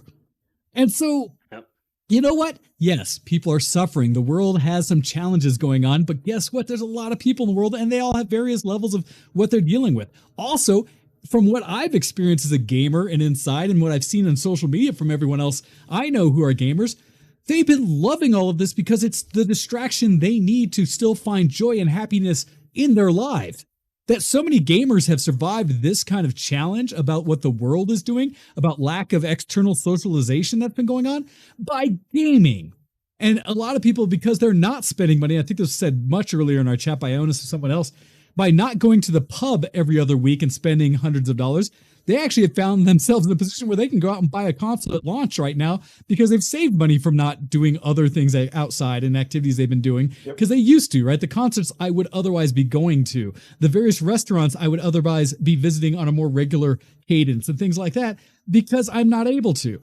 And so just the fact that he spends so much time, like a good portion, 2 pages vertically scrolling on a 1080p display of this article, talking about the social state of things. And this ties back to the first comment he had about the aesthetics, when I said I had to reread that thing where he talked about The Office, meaning more than just him at Kotaku, talking about maybe using panels from the PlayStation 5 as riot shields because of the state of the US. It tells you a lot about them being so focused on other things happening in the world that they, and he says in this statement about doom scrolling most of the night versus playing video games, that is a life choice this person is making to focus on negativity and to just, like, I don't know, get caught up in so much garbage versus the focus of the article. Wayne, we are not the audience for this article. And I don't know who is. NeoGAF is the audience for this. I unfortunately don't know what that term relates to. I don't know either. No. So NeoGAF is is a video game forum that is heavily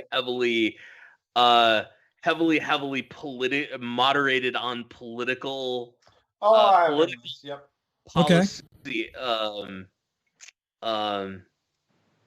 Reset Era. NeoGAF became Reset Era. Okay. He's writing this for people at Reset Era. He's writing this for the people that go to the Mary Sue for their movie coverage.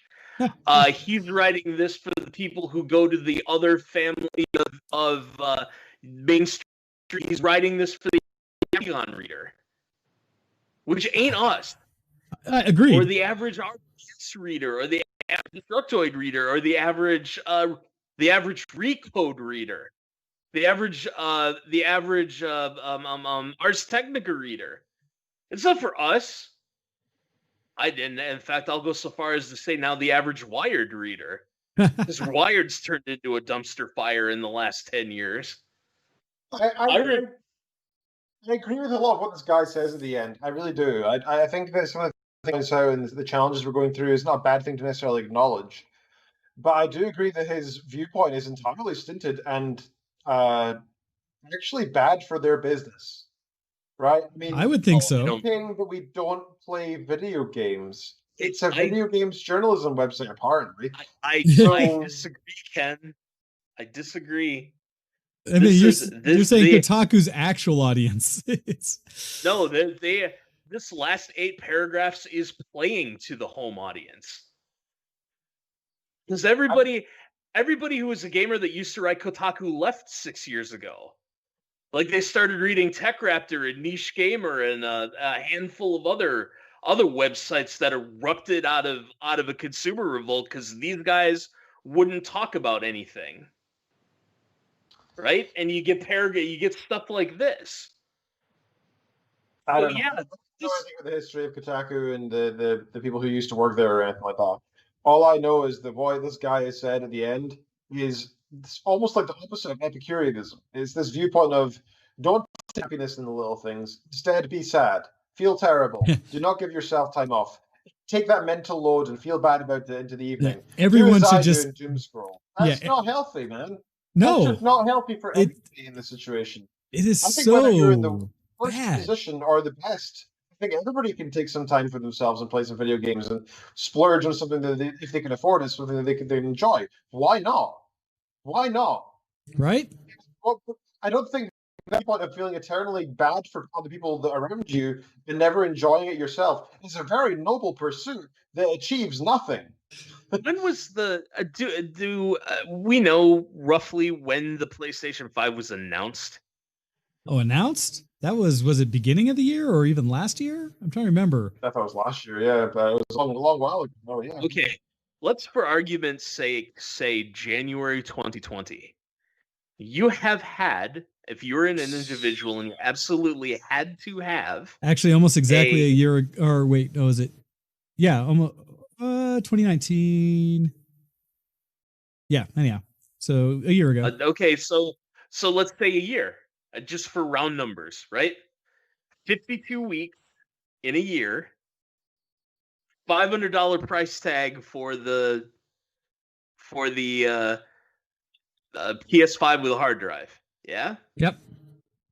$10 a month or $10 a week, so $40 a month.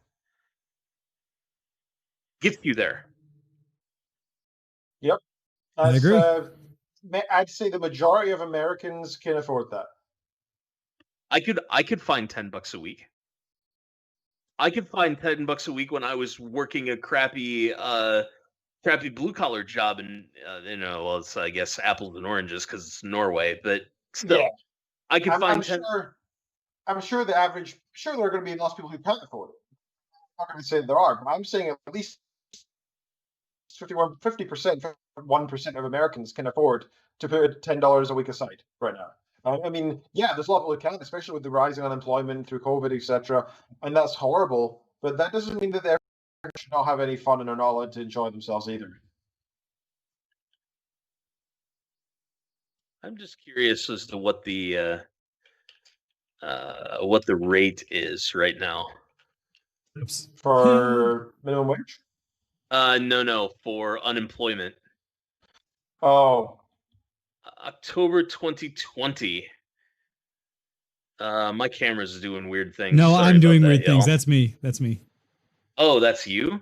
Yeah, I was trying to adjust something and I hit the wrong button. It's time for you to live with lights off now, Todd. Okay, fair enough. Sorry about that. Okay, so the unemployment, according to monthly unemployment rate of from October, October 2019 to October 2020, seasonally adjusted. So the worst of it, the unemployment rate was 14.7%. That was April 2020. It's down under 7. So half of what it was. Still much worse than it was 2 years ago. No, much worse than even it was a year ago. Yeah. Right? Double what it was a year ago. Near as makes a difference. That's bad. Let's be real. This is one of those statistics that anything more than 0 is unacceptable. Of course. Okay. Right? but it's a lot less than what this is talking about, right? There are more. Some people are like single parents with a bunch of kids that they're looking after, whose like spouse maybe passed from COVID or left, whatever, and they live in a 100%. really crappy city that they can't escape because the only job that they have only pays enough to keep them alive, and they're also trying to pay off credit cards. Right? There are going to be a bunch of people who literally are in that situation and can't afford. You can barely afford food, right? And my heart goes out to them. And I don't think that, generally speaking, this article would be read by them. I think, generally speaking, these people are thinking, "Oh, let's go check out the tech specs of that new PlayStation 5," because that'll make them feel terrible about themselves, generally, right? I know I'd feel really bad if I was like, "Man, I can never afford this. Time to make myself look at," it's like looking through the shop window as a kid. Yeah, time. That is why I do not go to Ferrari review websites. Right? I mean, it's just know your audience, so that's what I'm saying. And I know you think that this is going to is champagne socialism, right? It's these people who are in fairly good positions and into like kind of like us. If we were saying, "Oh, we shouldn't be buying a PlayStation because of all those people who can't afford it," that's just not the way the world works. You can also go and get yourself a PlayStation, and help people out at the same time. You can. There are cycles. Oh, I want to bring one more thing into it because we need to be fair, and I think it's right to be charitable. There is the possibility that the author of this article has problems with anxiety. With what? And if you were a person who had problems with anxiety, like depression and anxiety, like as a diagnosed mental health issue, Sure, right? Okay. If you had the problems with anxiety, the fact that people are dying of COVID, the fact that the healthcare system apparently or appears to be evil, whatever that means, who holds the office of the President of the United States, are all things that are going to take away your capacity to, in some extreme cases, function properly in the world. And sure, but I mean, like, still doesn't make it appropriate to put that in. I think it would have been perfectly fine to say, as of after that last stressful week, let's look forward to the PS5 review and regarding the election. That's a fine thing to bring up. I think it's also fine to say, with the stressful situation of COVID, that's a tough thing, and let's look forward to the PS5. so I don't know why an editor didn't take that out. I'm with you. If I were writing this, I'd just leave it as it is. Spend 3,000 words talking about the PS5. It's as good of a video game console as there's ever been. And in times like these, the best looking, most responsive, highest frame rate means of escape is a very welcome thing indeed. Period. End of article. Yep. You would think you would think that someone would want to leave people feeling good with an article or review of something, even if it's not about the product, but an idea of like, and don't you feel better for having engaged in this week that I've written this, and don't you feel better for having gone through this with me? Instead, it's left with like, wait, should I go cut something now? I mean, how am I supposed to respond to this? By the way, this is cut. The way some of this stuff is written is cut directly from Anita Sarkeesian's Tropes versus Women in Video Games videos.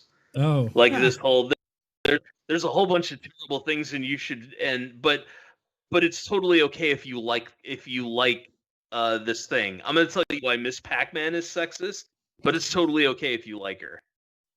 Interesting. Right? And that's here it is. Or if they can, concerns over increasing austerity in the U.S.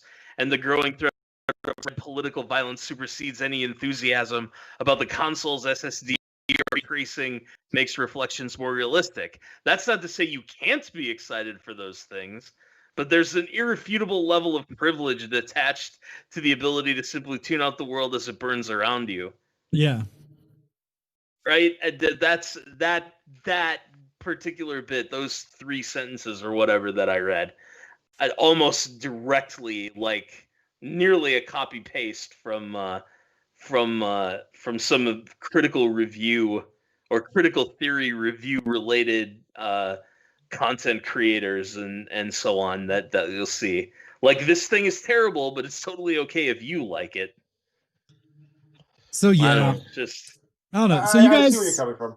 you guys have heard basically 2 hours of us talking about the challenges we had upon reading this article and some specifics as to why, and some of the expectations we have when we go into any kind of review of something that we may be in the market for. How for us, I think universally, it feels like this author failed to provide us something of value, something meaningful. And instead, my take on it is disguised his desire to make commentary about the consumerist world that is in the United States and the political situation around it in the form of an article that a lot of people may be drawn to read because it's talking about something new and hype and exciting that most gamers want to know more about. And unfortunately, I felt like he just did us all a disservice by not actually providing all that much useful information. And if I didn't know anything, I mean, that's a loaded statement right there. Send your emails to VtWShowX at gmail.com. At gmail.com is like, yes, Todd, we're aware you don't know anything. If I didn't know anything, if I were 16 years old, I just got my first Mick job or whatever. I guess there aren't any of those because the plague. But I got my first Mick job and I didn't know anything. And I got my first paycheck or my first couple of paychecks, and I've got for actual honest to God real money for the first time. And I need to know if I should go out and buy a PS5. I don't have any idea whether or not I should actually buy the console based on that article. And that, above all of the other culture warrior political stuff, anything else, the glossing over the importance of the technical specs, all of that, the idea that I can't read that review and know whether or not I should buy the new piece of hardware is the biggest indictment of the both author and institution. And that's kind of why I wanted to focus on this week. Sure. I think it was a good choice. Actually, it was quite fun. I was unsure how we would do this, but I've enjoyed crapping all over this article. So my general overview at the end here is I don't really mind so much the political stuff at the end. Honestly, like, I don't necessarily agree with every point of it. I agree with a lot of it, but not necessarily every point. I just don't understand why this is a games article, and he's then basically recommending you don't buy a gaming console because of the current climate. Yep. Without any consideration of the fact that who his readers are. I just think it's kind of inappropriate, and I think if he instead just, went more towards, and that's why games are a great beacon of enjoyment in this time of sadness. That's the only thing I'm really upset about here. That's it. I don't care about any of this, the culture. I care about whether he like, this is their company. If they want to do that, that's fine. I really don't mind. I just don't know why they claim to be games based, then recommend against games. That goes against the core principle, the whole idea of games journalism. It's about games, man. It used to be. It isn't anymore. There have been attacks on that for a while now. But it used to be. So yeah, hopefully also the general lack of quality throughout the entire article, as we had mentioned throughout. Well, yeah, let alone his writing, would he actually provide any of that? So hopefully all of you have also enjoyed our exploration through that Kotaku article. If you disagree with us, you heard very similar views from us, feel free to let us know. You know, if you weren't here in the chat and you're watching this after the fact, give us a comment. If it's on the YouTube stream or whatever, just let us know. Or if you want to get us to respond on air to it, go ahead and email us at VtWShowX@gmail.com so that we can hear what you have to say and what your thoughts are about this kind of journalism, this kind of discussion and things like our take on it, let alone the article itself. What are your some thoughts? Yeah. What did we miss? Maybe there's some value here because we weren't the target audience, but you are, and you can set us straight. So we would love to hear from you. In fact, I would love to hear that perspective. Like, I would love to hear from somebody hearing this podcast who this article totally spoke to them. Yeah, because it would educate us. I would love to hear that, because I'll say, to sort of wrap up my thoughts on this, the same thing I started with. This is enthusiast media. There are 1,000 people, and I'm not saying 1,000 or 1,000,000 because I don't want to be hyperbolic.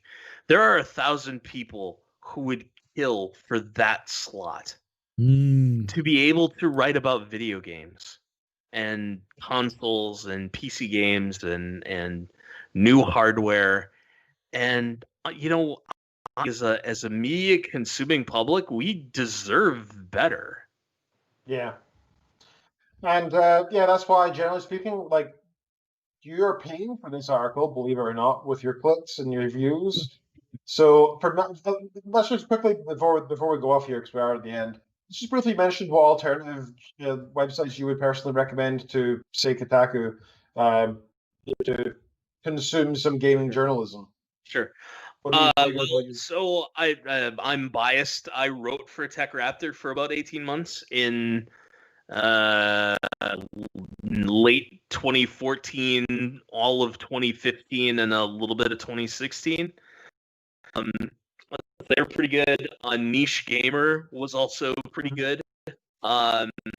It kind of erupted out of the ether sort of at the same time. Honestly, when it comes to video game stuff, I don't. Beyond those two, I really don't pay much attention anymore. So I get surprised a lot. For me, I still go to I'll go to Engadget on occasion. It kind of depends on the thing, gaming versus hardware versus whatever. I still like Tom's Hardware. They put out some things that I enjoy watching and reading through, as well as their forums I think are good. I've gotten articles I've enjoyed reading on like The Verge and some of those. And so it kind of bounces, but I also do consume a lot of my reviews and things like that from various YouTube channels that I'll follow and catch into. And sometimes, like I said at the beginning, it's not just I go to that channel. I will do a query for, I want to know something else about this subject, what pops up?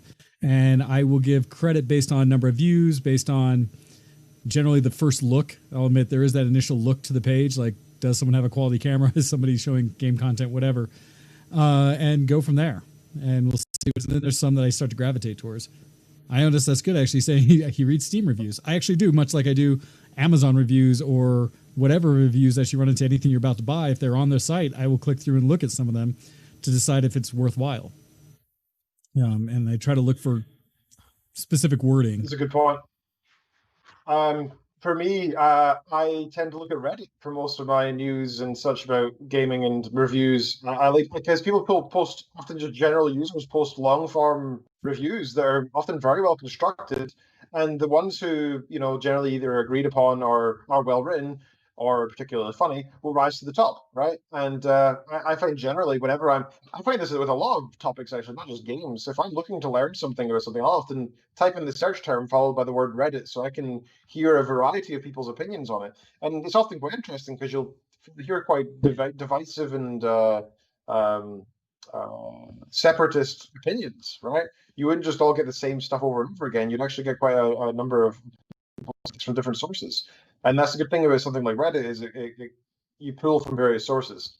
If I am looking for just a specific article or you know, like a tech overview or a specs comparison, something that's more like looking at a table or a graph, I'll probably look at something like PC Gamer personally, or maybe even IGN. But I'm not a big fan of IGN. They're just more of a, because I don't know what else to go to, which is why I ask.